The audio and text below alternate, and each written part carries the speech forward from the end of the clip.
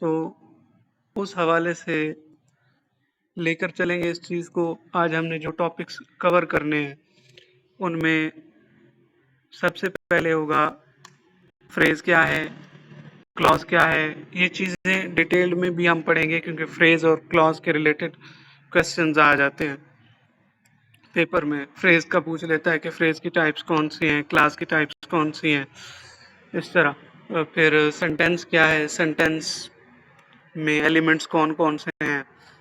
और फिर नेक्स्ट हमारा क्वेश्चन होता है कि इसकी टाइप्स, तो उसकी टाइप्स दो तरह से हैं, स्ट्रक्चर के हिसाब से और फंक्शन के एतबार से।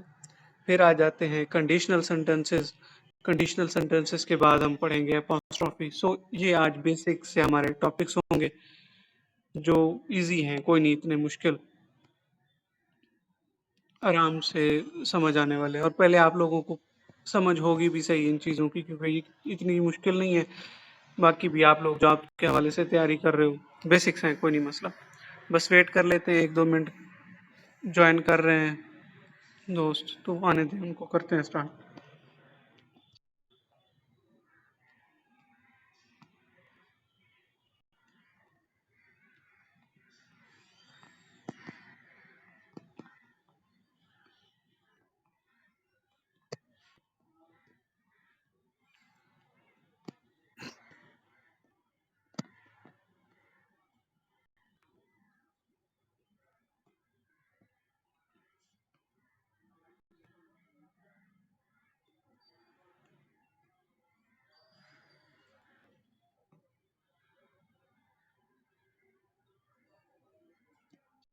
अच्छा, मुझे बता दीजिएगा कि स्क्रीन शेयर हो रही है आप लोगों के साथ।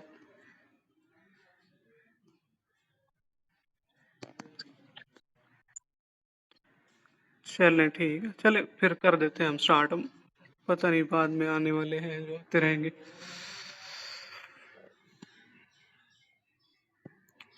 अच्छा, सबसे पहले आज जो हमारा टॉपिक है शॉर्ट सा, वो है फ्रेज। तो फ्रेज क्या है? Phrase actually group of words है जिसमें सब्जेक्ट और वर्ब कॉम्बिनेशन नहीं होता। ठीक है, इसमें क्या होगा, कहीं कहीं सब्जेक्ट आ जाएगा, कहीं कहीं वर्ब आ जाएगा, या सब्जेक्ट प्लस प्रपोजिशन आ जाएगी। कहीं भी आप लोग ये नहीं देखोगे कि सब्जेक्ट और वर्ब का एक कम्बिनेशन आ रहा है, क्योंकि जब सब्जेक्ट और वर्ब का कम्बिनेशन आ जाएगा तो वो मुकम्मल एक थॉट कन्वे कर रहा होगा, तो वो हमारे पास क्लॉज बन जाएगा। ठीक है, फ्रेज की काफ़ी सारी टाइप्स हैं। प्रेपोजिशनल फ्रेज है, नाउन फ्रेज है, और वर्ब फ्रेज है। ये स्पेशल इन पे एक लेक्चर करेंगे अलग से, क्योंकि ये काफ़ी इंपॉर्टेंट है और इनको समझना बहुत अहम है, क्योंकि पेपर में इनके रिलेटेड क्वेश्चंस आ जाते हैं और कंफ्यूजिंग भी हैं थोड़ी सी। मुझे भी होती है कंफ्यूजन इनको पॉइंट आउट करने में। फिर नेक्स्ट जो है, अम, वो है क्लॉज। क्लॉज का मतलब क्या है? क्लॉज का मतलब सब्जेक्ट और वर्ब का एक ऐसा कम्बिनेशन, ठीक है, जो स्टैंड आउट अकेले कर भी सकता है, नहीं भी। यानी कि अगर सब्जेक्ट और वर्ब का कम्बिनेशन है तो उसमें दो पॉसिबिलिटीज हैं, वो उसके मीनिंग समझ हमें आ भी सकते हैं, उसके मीनिंग हमें समझ नहीं भी आ सकते।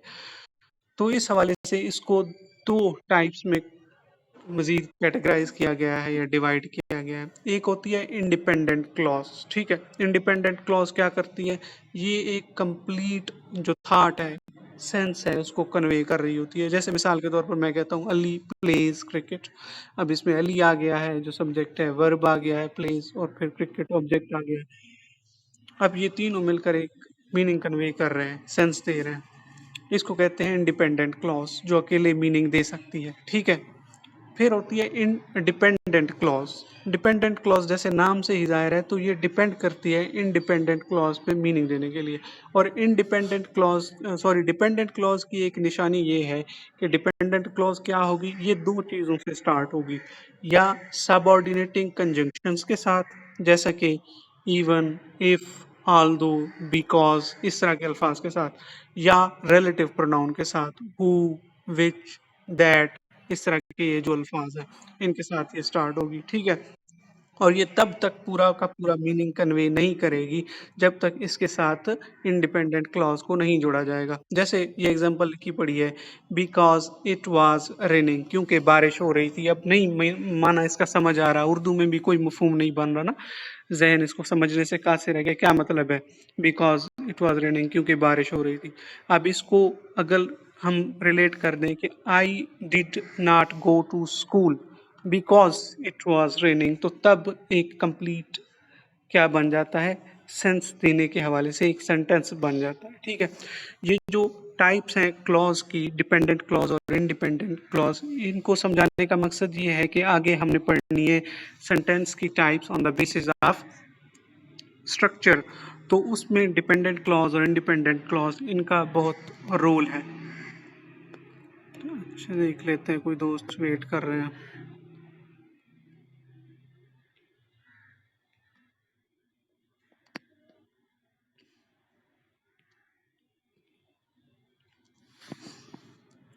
अच्छा, इनको कोई आगे, इनकी कोई आई है समझ या नहीं, आप मुझे बता दीजिएगा इसमें क्लास की, डिपेंडेंट क्लॉज और इंडिपेंडेंट क्लॉज की।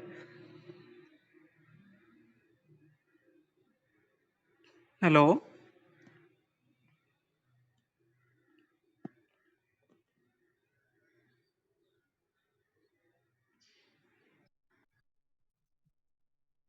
हाँ, डिपेंडेंट क्लॉज और इंडिपेंडेंट क्लॉज में बस यही फर्क है, ये देख लें कि independent clause subject verb agreement होगा और वो एक मुकम्मल मीनिंग कन्वे कर रहे होंगे, जबकि जो डिपेंडेंट क्लॉज है वो नाम से जाहिर है डिपेंड कर रही होगी, और ये हमेशा स्टार्ट होगी दो चीजों से। दो चीजों में से कोई एक चीज लाजमी होगी, या subordinating conjunctions, because, even, if, although, इस तरह के अल्फाज, या कौन सा, relative pronoun, that, which, who, home. अब ये कंजंक्शन की टाइप्स जब पढ़ेंगे तब ये होगा हमें अच्छे से अंदाजा कि सबऑर्डिनेटिंग कंजंक्शन क्या है, कोऑर्डिनेटिंग कंजंक्शन क्या है, ये सारा। और types of parts of speech में टाइप्स ऑफ प्रोनाउन भी डिटेल से आ जाएंगी। नेक्स्ट जो हमारा है टॉपिक शॉर्ट सा, वो है सेंटेंस। सेंटेंस क्या है, एक ग्रुप ऑफ वर्ड्स है, ठीक है, जिस जो क्या करता है, पूरा का पूरा एक मीनिंग कन्वे कर देता है। अब एक जो सिंपल सेंटेंस है उसको आप इंडिपेंडेंट क्लॉज भी कह सकते हो। अब अगर सेंटेंस का स्ट्रक्चर देखा जाए तो उसमें तीन चीजें हैं बेसिकली। एक, subject, subject means the one who performs the action, काम के करने वाला, ठीक है। और फिर आ जाता है हमारे पास वर्ब, वर्ब का मतलब क्या होता है, एक्शन वर्ड। और लास्ट में हो जाता है हमारा object, on home the work is being performed, जिस पर काम हो रहा होता है वो हमारा क्या होता है, ऑब्जेक्ट। अब सब्जेक्ट सेम रहेगा, लेकिन जो दूसरी टर्म्स हैं वर्ब और ऑब्जेक्ट, उन दोनों को मिलाकर प्रेडिकेट का नाम दिया जाता है। ये लिखा पड़ा है जो प्रेडिकेट, ठीक है। प्रेडिकेट क्या होता है, the part of sentence that modifies the subject telling something about it including the verb. मतलब वर्ब और ऑब्जेक्ट दोनों मिलकर जो मालूमात हमें देते हैं सब्जेक्ट के रिलेटेड, उस मालूमात को हम प्रेडिकेट कहते हैं। जैसे I am going to school, अब आई क्या है, सब्जेक्ट है। एम गोइंग टू स्कूल, ये सारी की सारी इंफॉर्मेशन है आई के रिलेटेड, तो आई आ जाएगा हमारा सब्जेक्ट, और एम गोइंग टू स्कूल वो सारा का सारा किस में आ जाएगा, प्रेडिकेट में। वो सारी की सारी इंफॉर्मेशन है जो हमें एक सब्जेक्ट के बारे में दी जा रही है।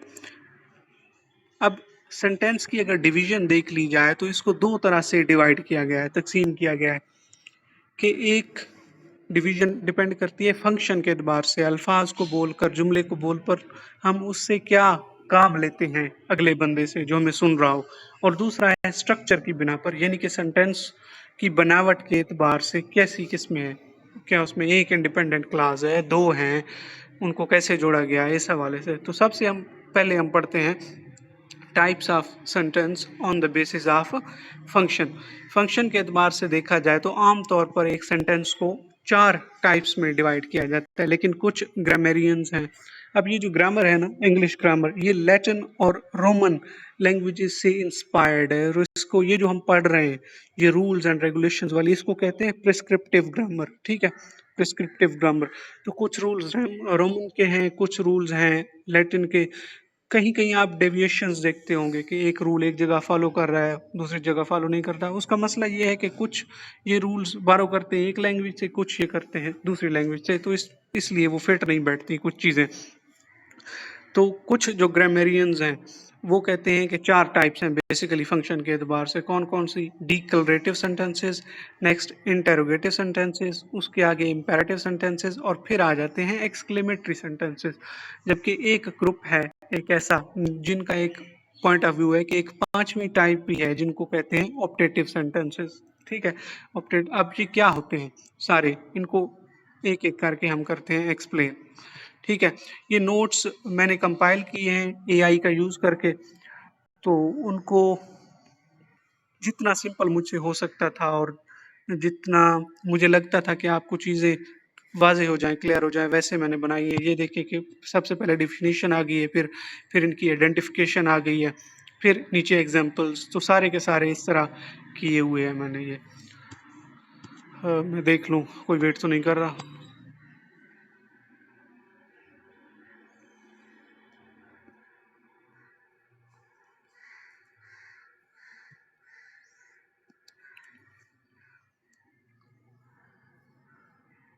चलें पढ़ लेते हैं हम। डिक्लरेटिव सेंटेंसेस, डिक्लेयर करना कोई चीज़। ठीक है, आप बोल देना आप ऊपर कोई समझ आई है चीज़ों की या नहीं। नहीं आती तो बोल दिया करो, मैं एक्सप्लेन कर दूंगा दोबारा इन चीज़ों को। हेलो।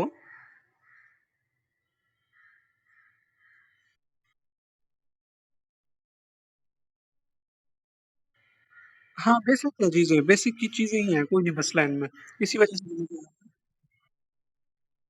जी, चलो ठीक है।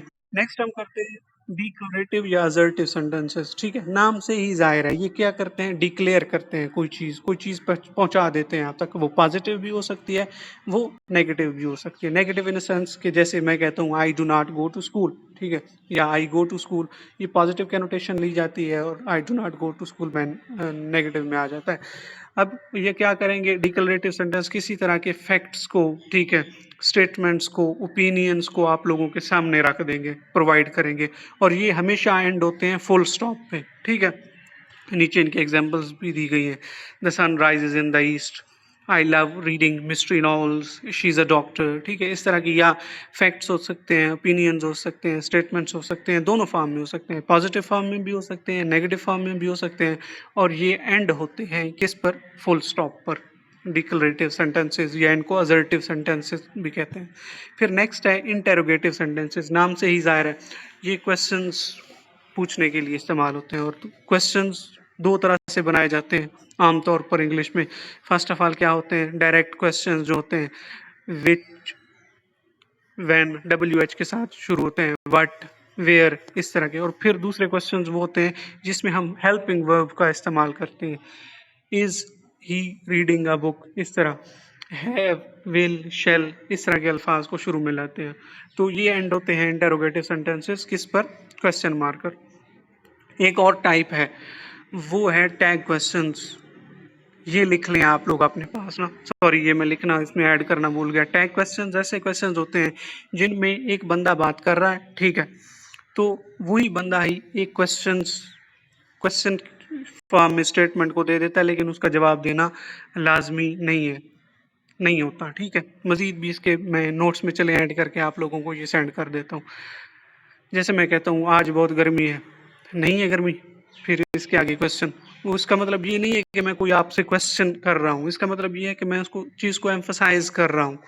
It is hard today, isn't it, फिर उसके आगे क्वेश्चन मार्क। ठीक है, इनको कहते हैं टैग क्वेश्चंस, जिसमें पहले एक स्टेटमेंट होगी, फिर उसी स्टेटमेंट को क्वेश्चन बना दिया जाएगा, लेकिन उसका मकसद ये नहीं होगा कि आप लोगों से अगला बंदा क्वेश्चन पूछ रहा है, डायरेक्ट क्वेश्चंस।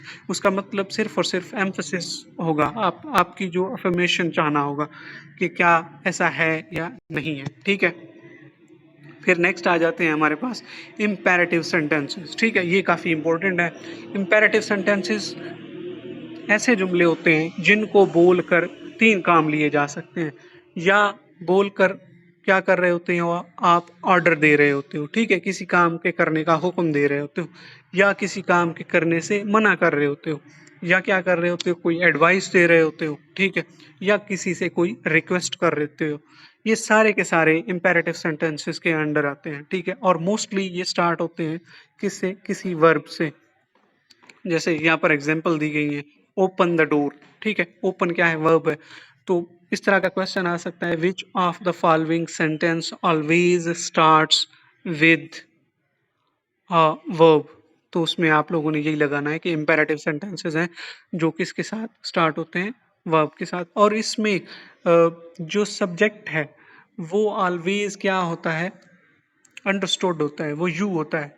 मिसाल के तौर पर आप अपने किसी दोस्त के साथ बैठे हो या ऑफिस में बैठे हो, सामने वाले बंदे को कहते हो कि ओपन द डोर, तो वो समझ जाएगा कि मुझे कहा जा रहा है, यू अंडरस्टूड है इसमें, ठीक है। नेक्स्ट आ जाते हैं हमारे पास एक्सक्लेमेटरी सेंटेंसेस। एक्सक्लेमेटरी सेंटेंसेस ऐसे सेंटेंसेस होते हैं जिनमें क्या पाया जाता है, हमारे पास एक्सप्रेशन पाया जाता है, इजहार पाया जाता है किस चीज़ का, स्ट्रॉन्ग फीलिंग्स का, सडन इमोशंस का, जैसे जॉय हो गया, सॉरो, सरप्राइज। और ये एंड होंगे हमारे पास किसके पास, किसके साथ, साइन ऑफ एक्सक्लेमेशन के साथ। जैसे what a beautiful day, alas, he is no more, how intelligent you are.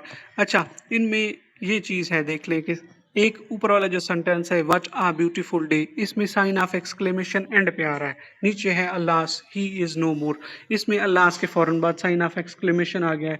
क्यों, इसकी रीजंस है क्यों। ऊपर वाला जो है व्हाट आ ब्यूटीफुल डे, ये एक्सक्लेमेटरी सेंटेंस है ओवरऑल सारा कुछ। इसमें सिर्फ एक वर्ड जो है ना, वो इंटरजेक्शन नहीं है। इंटरजेक्शन आप पढ़ेंगे वो भी सडन एक्सप्रेशन में, वो पार्ट्स ऑफ स्पीच में आ जाता है, ये टाइप्स ऑफ सेंटेंस है, ठीक है। अलास जो है इंटरजेक्टरी वर्ड है, इसीलिए फौरन इसके फौरन बाद ये जो है ना साइन ऑफ एक्सक्लेमेशन आ गया है। फिर लास्ट पे जो एडिशनल टाइप है वो है हमारी ऑप्टेटिव सेंटेंसेस। नाम से ही जाहिर है ऐसे सेंटेंसेस हैं जिनमें दो चीज़ों का जिक्र होगा, या कोई विश पाई जाएगी, ठीक है, या ऐसे होगा कि कोई दुआ पाई जाएगी। माएँ जैसे बेटों को दुआएं करती हैं, या पेरेंट्स या सिबलिंग्स, ठीक है। और एक बात याद रखनी है कि जब भी कोई विश पाई जाए तो उसको हम मोस्टली मूड और उसकी टाइप्स में भी पढ़ेंगे, कहते हैं सब्जेंक्टिव मूड, और उसके साथ वर लगता है। I wish, I were king, I was king नहीं, ठीक है। They wished, they were present at the farewell party. जब भी विशेष का जिक्र आएगा तो उसके साथ वर यूज करना है, ये बात याद रखना आप लोग। अच्छा, इसमें से कोई क्वेश्चन जो ऊपर पढ़ लिया है किसी का, कोई है तो बताएं, फिर आगे स्टार्ट करते हैं।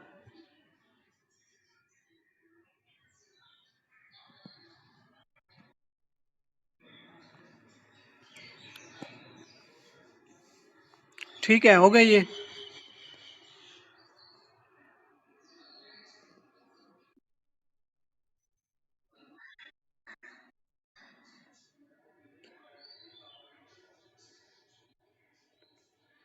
अगर पहले स्टेटमेंट नहीं हो तो वो टाइप क्वेश्चन, ये क्वेश्चन एंड पे करते हैं, पहले ये पढ़ लेते हैं ना एक बार सारे, ठीक है।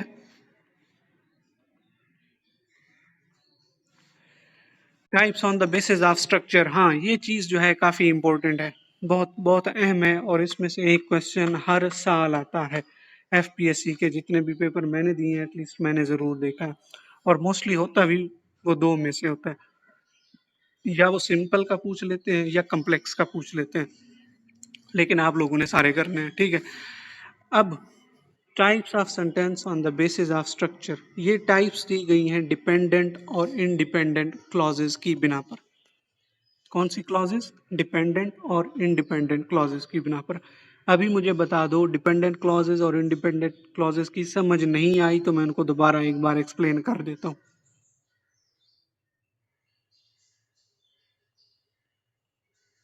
हेलो,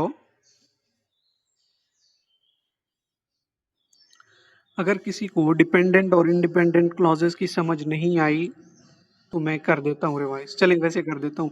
इंडिपेंडेंट क्लॉज सब्जेक्ट और वर्ब का एक ऐसा कम्बिनेशन, ठीक है, जिसमें वो पूरा का पूरा मीनिंग या पूरा सेंस जो है ना वो कन्वे कर देता है। जैसे I like reading books, Ali is playing, they are watching movies. और डिपेंडेंट क्लॉज कौन सी होगी, वो क्लॉज जो हमेशा स्टार्ट होगी या सबऑर्डिनेटिंग कंजंक्शंस के साथ या रिलेटिव प्रोनाउन के साथ, और ये पूरा का पूरा सेंस कन्वे नहीं करेगी। जैसे मैं कह देता हूँ बिकॉज आई वॉज स्लीपिंग। अब बिकॉज आई वॉज स्लीपिंग, ठीक है, सब्जेक्ट वर्ब कॉम्बिनेशन तो है, लेकिन ये सेंस कन्वे नहीं कर रहा क्या हुआ था जब मैं सो रहा था, कोई इंफॉर्मेशन नहीं है जब तक इसको हम अटैच नहीं करेंगे एक इंडिपेंडेंट क्लॉज के साथ। ठीक है, I could not attend your call because I was sleeping. अब ये एक पूरा का पूरा सेंटेंस बन गया है, और कौन सा सेंटेंस बना है ये आगे जाके हम देखते हैं। ठीक है, सबसे पहले हमारे पास कौन सा सिंपल सेंटेंस स्ट्रक्चर, अगर इसका हम देख लें तो इसमें क्या बताया जा रहा है कि इसमें सिर्फ और सिर्फ एक ही इंडिपेंडेंट क्लॉज होगी। ठीक है, और ये कंप्लीट थॉट कन्वे कर रहा होगा। इसकी आइडेंटिफिकेशन यही है कि इसमें एक ही इंडिपेंडेंट क्लॉज होगी। इसमें आपको बाकी चीजें जैसे सबऑर्डिनेटिंग कंजंक्शंस, कोऑर्डिनेटिंग कंजंक्शंस, सेमीकोलॉन्स, इस तरह की चीजें नजर नहीं आएंगी। जैसे ये है the cat slept on the rug, birds fly in the sky, she enjoys drinking green tea, the tall man walked slowly toward the door। Simple sentence में एक इंडिपेंडेंट क्लॉज होगी, बस बात खत्म। ठीक है, इसमें डिपेंडेंट क्लॉजेस नहीं है। फिर आ जाता है हमारे पास कंपाउंड सेंटेंस। कौन सा? Compound sentence. कंपाउंड मींस मुरक्कब। ठीक है, ये साइंसेस वालों को अच्छे से पता होगा कि वो बराबर की मकदार में चीज़ें लेते हैं, फिर उनका वो मेजरमेंट्स, वो सारा कुछ। चलिए उस पंगे में हम नहीं जाते। स्ट्रक्चर में देखें अगर हम, तो इसमें दो या दो से ज़्यादा इंडिपेंडेंट क्लॉजेज होती हैं। कंपाउंड सेंटेंस में कम से कम दो या दो से ज़्यादा भी इंडिपेंडेंट क्लॉजेज होती हैं, और इनको जोड़ा किसके साथ जाता है? दो चीज़ों में से कोई एक चीज़ होगी, या कोऑर्डिनेटिंग कंजंक्शन होगी। कोऑर्डिनेटिंग कंजंक्शंस हमारे पास सात हैं। कौन सी? इससे याद रख सकते हैं आप, fan boys, for, and, nor, but, और, येट, सो, या फिर क्या होगा हमारे पास, या होगी सेमी कॉलन। ठीक है, अब क्या करना है, जब भी आपसे पूछा जाए कि which of the following is an example of compound sentence, तो सबसे पहले देखना है कि उसमें हमें क्या मिलेंगी, दो इंडिपेंडेंट क्लॉजेस। और उन दो इंडिपेंडेंट क्लॉजेस को कैसे जोड़ा जाएगा? दो ऑप्शंस हो सकते हैं, या वो क्या करेगा, कोऑर्डिनेटिंग कंजंक्शंस लगा देगा, इनमें से ये जो पड़ी है हमारे पास फैन बॉयज, इनमें से कोई एक कंजंक्शन होगी, या हमारे पास क्या होगा, सेमी कॉलन, ये जो अलामत है ये होगी। जैसे नीचे ये एग्जांपल्स पढ़िए, for example I wanted to go for a walk. अब ये एक इंडिपेंडेंट क्लॉज है। इट स्टार्टेड टू रेन, ये भी इंडिपेंडेंट क्लॉज है। इनको आपस में किसके साथ जोड़ा किया है? कोऑर्डिनेटिंग कंजंक्शन बट के साथ। और ये बात हमेशा याद रखना कि जब भी कोऑर्डिनेटिंग कंजंक्शंस लगाओगे दो इंडिपेंडेंट क्लॉजेस को जोड़ने के लिए, तो पहली इंडिपेंडेंट क्लॉज के बाद कॉमा लगेगा, फिर कोऑर्डिनेटिंग कंजंक्शन लगेगी, फिर एंड पे क्या लगेगी आपकी, एक और इंडिपेंडेंट क्लॉज। ठीक है, नीचे इसकी मजीद एग्जांपल्स देखते हैं।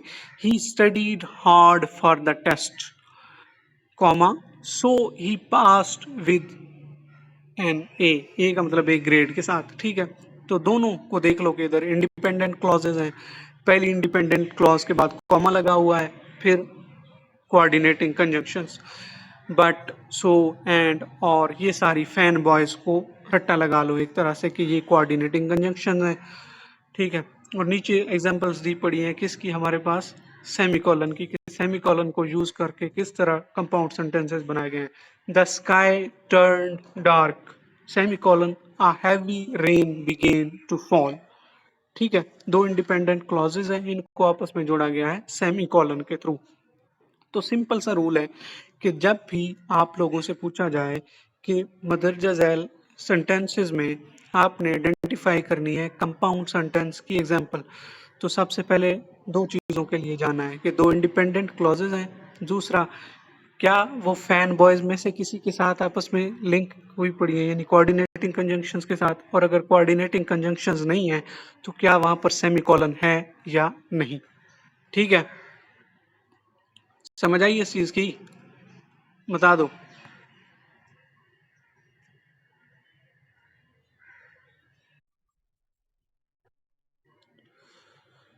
हाँ, ये जो मैंने बताई है ना आपको चीजें, ये आप लाजमी जहन में रखिएगा।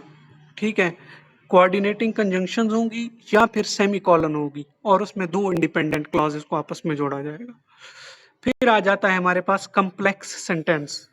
कम्प्लेक्स सेंटेंस में क्या होता है, इसमें ये है कि हमारे पास कम अज कम स्ट्रक्चर में देखें अगर, तो इसमें एक इंडिपेंडेंट क्लॉज होगी और कम अज कम एक डिपेंडेंट क्लॉज होगी, एक से ज्यादा भी डिपेंडेंट क्लॉजेस हो सकती हैं। ठीक है, कम्प्लेक्स सेंटेंस में एक इंडिपेंडेंट क्लॉज होगी और कम से कम एक डिपेंडेंट क्लॉज होगी, एक से ज्यादा भी हो सकती है। इसकी आइडेंटिफिकेशन क्या है? अब कंपाउंड सेंटेंस को तो जोड़ा जाता था कोऑर्डिनेटिंग कंजंक्शंस के साथ और सेमीकोलन के साथ। कॉम्प्लेक्स सेंटेंसेस में डिपेंडेंट क्लॉज और इंडिपेंडेंट क्लॉज को किसके साथ जोड़ा जाएगा? मैंने ऊपर आप लोगों को बताया था कि जो डिपेंडेंट क्लॉज होती है वो किस से स्टार्ट होती है? बोलो शाबाश कोई, किस से स्टार्ट होती है dependent clause? Hello. Dependent clause का मैंने बताया था, वो स्टार्ट होती है सबऑर्डिनेटिंग कंजंक्शन के साथ या रिलेटिव प्रोनाउन के साथ। तो अब जब जोड़ा जाएगा एक इंडिपेंडेंट क्लॉज को डिपेंडेंट क्लॉज के साथ, तो इन्हीं दो के जरिए जोड़ा जाएगा। कॉम्प्लेक्स सेंटेंस कैसे बनता है? जब एक डिपेंडेंट क्लॉज और एक इंडिपेंडेंट क्लॉज को आपस में रिलेटिव प्रोनाउन या सबऑर्डिनेटिंग कंजंक्शंस के साथ जोड़ा जाएगा। ठीक है, जैसे इसकी एग्जांपल नंबर 2 देखें आप लोग। I will call you when I arrive at the airport. I will call you एक इंडिपेंडेंट क्लॉज है। आगे when I arrive at the airport, ये सारी की सारी हमारे पास क्या आ जाती है? Dependent clause. इनको आपस में जोड़ दिया गया है। ठीक है, फिर ये भी देखिए कि अगर ये जो डिपेंडेंट क्लॉज हमारे पास बाद में आ जाती है, डिपेंडेंट क्लॉज, और इंडिपेंडेंट क्लॉज पहले आ जाती है, तो हमें कॉमा लगाने की कोई भी ज़रूरत नहीं है। जैसे दूसरा, ये दूसरी एग्जांपल ये आप लोग देख लीजिए। इसमें इंडिपेंडेंट क्लॉज पहले आई है और डिपेंडेंट क्लॉज बाद में आई है, इसलिए कोई कॉमा नहीं लगा। लेकिन ऊपर वाला सेंटेंस देखिए, because it was cold, comma, we stayed indoors. अब क्यों लगाया गया है यहाँ पर कॉमा? क्योंकि अब डिपेंडेंट क्लॉज पहले यूज हुई है और इंडिपेंडेंट क्लॉज बाद में यूज हुई है। तो जब भी डिपेंडेंट क्लॉज पहले यूज हो, उसके बाद कॉमा लगेगा और फिर हमारे पास आ जाएगी इंडिपेंडेंट क्लॉज। समझ आ रही है इनकी या नहीं? कम्प्लेक्स सेंटेंस कैसे बनता है? एक इंडिपेंडेंट क्लॉज और कम से कम एक डिपेंडेंट क्लॉज या एक से भी ज्यादा हो सकती है। जब इनको हम जोड़ेंगे या रिलेटिव प्रोनाउन के थ्रू या सबऑर्डिनेटिंग कंजंक्शंस के थ्रू, तो हमारे पास जो बनने वाला सेंटेंस होगा वो कम्प्लेक्स सेंटेंस होगा। अब रिलेटिव प्रोनाउन की एग्जांपल मेरे पास ये नीचे पांचवी और छठी पड़ी है। जैसे he is the boy who stole my pen. ठीक है, अब हु जो क्या है, रिलेटिव प्रोनाउन है हमारे पास, जो रिलेट कर रहा है दोनों डिपेंडेंट और इंडिपेंडेंट क्लॉज को। I found the keys that I had lost yesterday. अब ये दैट जो है ये भी रिलेटिव प्रोनाउन है। सो जब भी इंडिपेंडेंट क्लॉज और डिपेंडेंट क्लॉज को आपस में लिंक किया जाएगा या रिलेटिव प्रोनाउन के थ्रू या सबऑर्डिनेटिंग कंजंक्शंस के थ्रू, तो इसको हम कहते हैं कम्प्लेक्स सेंटेंस। नीचे जो हमारे पास टाइप आई पड़ी है, compound complex sentence. Compound complex sentence, इसमें हमारे पास वो कंपाउंड वाली शराइत सारी और कम्प्लेक्स वाली सारी, वो सारी की सारी मिक्स होके आ जाएंगी। ठीक है, स्ट्रक्चर इसमें देख लें तो इसमें कम से कम दो इंडिपेंडेंट क्लॉजेज होंगी और कम से कम एक डिपेंडेंट क्लॉज होगी। इसमें आपको मुख्तलिफ तरह के कम्बिनेशंस मिलेंगे। कैसे? जैसे हमने देखा था कि इंडिपेंडेंट क्लॉजेस को कंपाउंड सेंटेंस में आपस में जोड़ा जाता था सबऑर्डिनेटिंग कंजंक्शंस के साथ, फैन बॉयज के साथ। ठीक है, और या फिर उसके साथ सेमी सेमीकॉलन होता था। इसी तरह कम्प्लेक्स सेंटेंस में एक डिपेंडेंट क्लॉज और एक इंडिपेंडेंट क्लॉज को आपस में सबऑर्डिनेटिंग कंजंक्शंस के साथ जोड़ा जाता था, ठीक है, या रिलेटिव प्रोनाउन के साथ। इसमें ये सारी की सारी चीजें हमें मिलेंगी। ये आप नीचे एग्जांपल्स देखें। व्हेन द बेल रैंग, यहाँ पर सबसे पहले हमारे पास क्या आ गई, सबऑर्डिनेटिंग कंजंक्शंस, यानी कि ये एक डिपेंडेंट क्लॉज हो गई। The students left the clause, ठीक है, ये क्या आ गई, इंडिपेंडेंट क्लॉज हो गई, comma. And the teacher packed her bags, ये एंड क्या है हमारे पास, कोऑर्डिनेटिंग कंजंक्शन है। अब इसमें कोऑर्डिनेटिंग कंजंक्शंस भी आ गई हैं और सबऑर्डिनेटिंग कंजंक्शन ये पहले आ गई है, व्हेन। तो कंपाउंड कम्प्लेक्स सेंटेंस ऐसा सेंटेंस होगा जिसमें कम से कम दो इंडिपेंडेंट क्लॉजेज होंगी, एक कम से कम क्या होगी, डिपेंडेंट क्लॉज होगी। और इस सेंटेंस में हमें सबऑर्डिनेटिंग कंजंक्शंस भी देखने को मिलेंगी और कोऑर्डिनेटिंग कंजंक्शंस भी देखने को मिलेंगी, या सेमीकोलंस भी देखने को मिलेंगे और साथ साथ रिलेटिव प्रोनाउंस भी देखने को मिलेंगे, ठीक है। तो ये थी सेंटेंस की types on the basis of structure. अब इसके हवाले से कोई क्वेश्चन है तो आप लोग पूछ सकते हो मुझसे। कोई चीज़ समझ नहीं आई तो बोलो।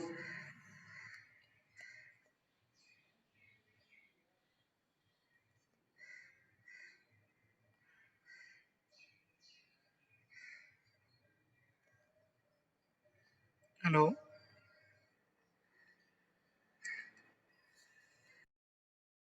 चलो ठीक है, आगे पढ़ते हैं हम। आगे पढ़ते हैं, टाइम थोड़ा रह गया है, ये क्लास खत्म हो जाएगी अभी, छोटा सा। जी।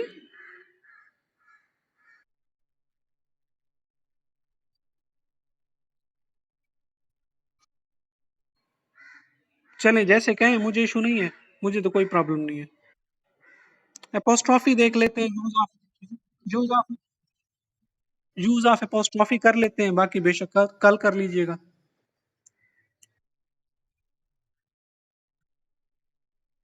हाँ, कंडीशनल आते हैं, लेकिन उसके लिए हमें पूरा लेक्चर लेना पड़ेगा ना, वो फिर पूरी क्लास बन जाएगी 40-45 मिनट की। इसीलिए मैं कह रहा हूँ कि एपोस्ट्रॉफी करवा लेते हैं, कंडीशनल बेशक कल कर लीजिएगा। कंडीशनल और नाउन और उसकी टाइप्स, प्रोनाउन और उसकी टाइप्स कल हो जाएंगे। ठीक है। ठीक है। अपोस्ट्रोफी, अपोस्ट्रोफी क्या है, हमारे पास एक पंक्चुएशन मार्क है, ठीक है। जैसे आप लिख देते हो असलम, उसके ऊपर अपोस्ट्रोफी डाल के एस, असलम्स हाउस, इस तरह। ये अपोस्ट्रोफी का यूज देख लो, ये थोड़ा कंफ्यूजिंग है और ये पूछते हैं, इंटरव्यू के दौरान भी पूछा था मुझसे और पेपर में भी आ जाता है कि अपोस्ट्रोफी का सही यूज करें, ठीक है। An apostrophe is a punctuation mark used primarily to indicate possession. सबसे पहला काम इसका ये है कि ये पोजेशन शो करती है, ऑनरशिप। जैसे मैं कह रहा हूँ असलम्स कार, असलम है ना, ASLAM, असलम, इसके ऊपर एम के ऊपर अपोस्ट्रोफी फिर एस, असलम्स कार, असलम की कार, ठीक है। और दूसरा इसका यूज ये है, ये कॉन्ट्रैक्शंस के लिए होती है। कॉन्ट्रैक्शन का मतलब है कि एक वर्ड होता है ना, उसको रिड्यूस कर दिया जाता है, ठीक है, ओमिट कर दिए जाते हैं, कुछ अल्फाज खत्म कर दिया जाता है। जैसे इट इज है ना, इट इज, इट डाल के उसके ऊपर अपोस्ट्रोफी और फिर एस, तो वो क्या बन जाएगा, इट्स, ठीक है। इट्स वो पोजेसिव प्रोनाउन नहीं होगा, ITS, उसके ऊपर एपोस्ट्रोफी नहीं होती। ये जब लिखा पड़ा होगा ना, IT ऊपर एपोस्ट्रोफी और S, ये इट इज पढ़ा जाएगा। इसी तरह ये नीचे पढ़ा है, ठीक है। आई एम बन जाएगा डू नॉट, नॉट, ठीक है, NOT खत्म हो जाएगा, ओमिट हो जाएंगे। दे आर बन जाएगा विल नॉट इनटू वॉन्ट।